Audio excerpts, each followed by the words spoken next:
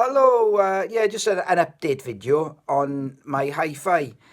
Just thought I'd show something that I've bought for my system, which I've been using now for a couple of months or so, and I've been very, very pleased with what it's added to my system.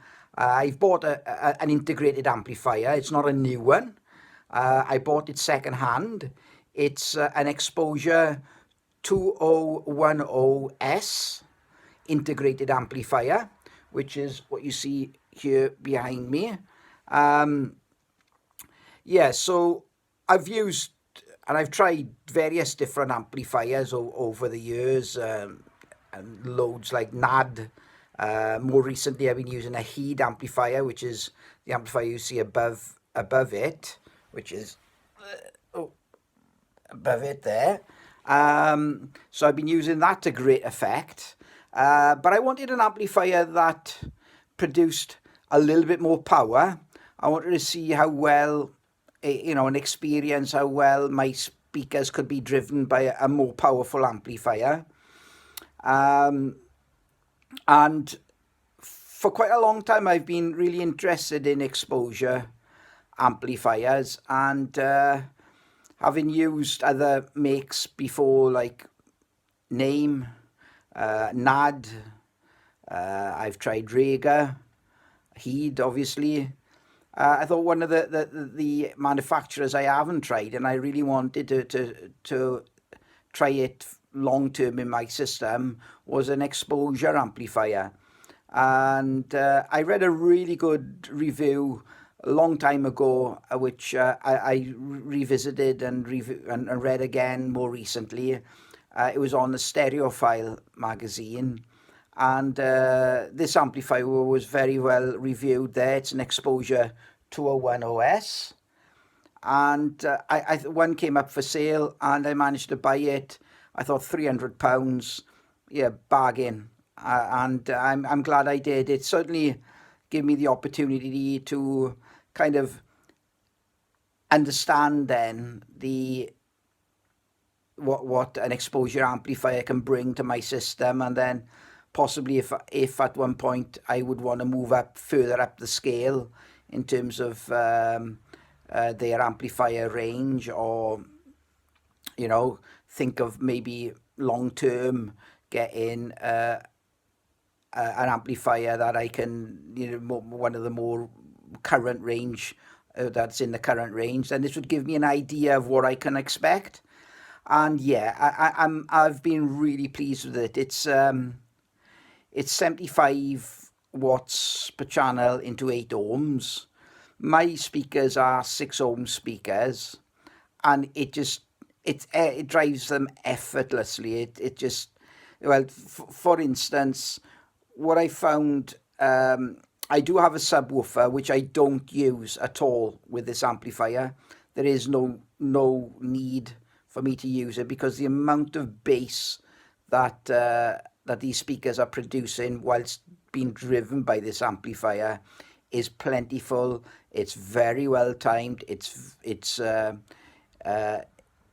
There's no sort of lag or anything like that. It's precise bass, and the bass does go very deep, or certainly deeper than what I've noticed before.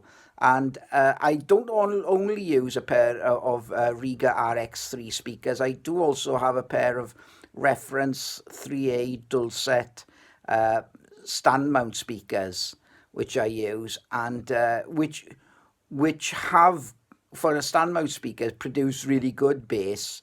But this, I believe, is really driving those speakers better than any amp I've had before, and it's definitely the sound is far more dynamic, and as you can probably tell, I'm really pleased with the way it's working so far. I don't know how old this particular amplifier is. I mean, the model range was introduced many years ago, and the current range is the Exposure 2510, which is possibly the equivalent in the range to what this one is. And then the next one up then would be the Exposure 3510 integrated, which is the more expensive integrated. So it's certainly given me a bit of an understanding of what an exposure amp brings to a system. I'm really enjoying it. I can see that it's definitely given the way what I can describe the characteristics of what it's done to the sort of the musical image then, and I'm kind of seeing in front of me is that the soundstage is wider.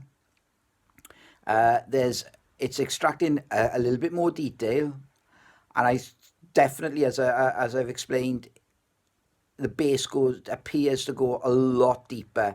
So whether the extra watts is driving these speakers and making the speakers sound a little bit more efficient in what it's trying to deliver, it's possibly what it is. But it's very, very tight, punchy bass, which I really like, very well defined. And yeah, it's great. I mean, buying a component which improves the system, it's great because I'm going through my record collection, my vinyls and my CDs, which I really like, and getting a chance to really listen to them in a different light with that extra sort of greater dynamics, greater extension in the frequency range, it seems, and also that soundstage, which is different to what I've heard in my previous amplifier. So yeah, I just a bit of an update really as to what I've added to my system. That's the only change I've made in 2021. As we're approaching the end of the year. As far as next year is concerned, I've got nothing really that comes to mind. I probably will be looking, if anything, my cartridge might need an upgrade. I mean, it doesn't show any drift in its performance at the moment. I'm using a Nagaoka MP11 Boron, so it's the one with a Boron cantilever. And I did a video recently using the Hi-Fi News test record. It seems to really track extremely well. I like its sort of sonic signature that it produces, and just think that the match between the amplifier and my system seems to really work well. I mentioned I did read a review in the Stereophile magazine, and interestingly, when I had a look at the associated equipment used in testing this particular amplifier many years ago, one of the components was that one at the top there. Was a name CD5X. So they had a CD5X of their own, which they used with this amplifier. And of course, I've had my name CD5X for many years now. I don't know, it must be around about 15 years, and I use it with an external power supply, which is there at the bottom underneath the exposure amplifier. That's a flat cap power supply. Now that can be used as a power supply for two separate name components. I don't have any other name components, so that's purely producing an external power supply then for the CD player.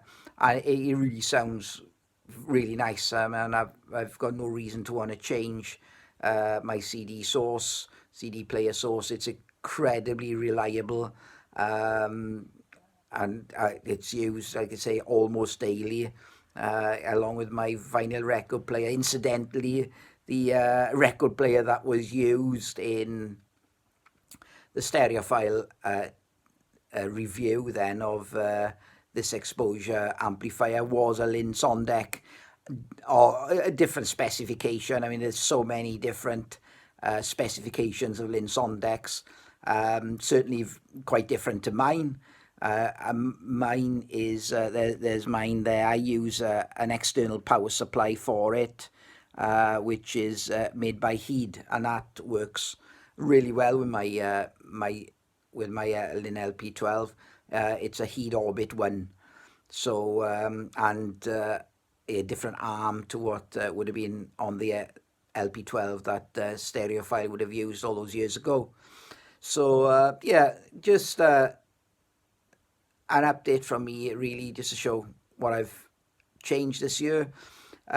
Thanks again for watching the video, and yeah, I hope to do a video again sometime soon. In the meantime, many thanks again. Bye bye for now.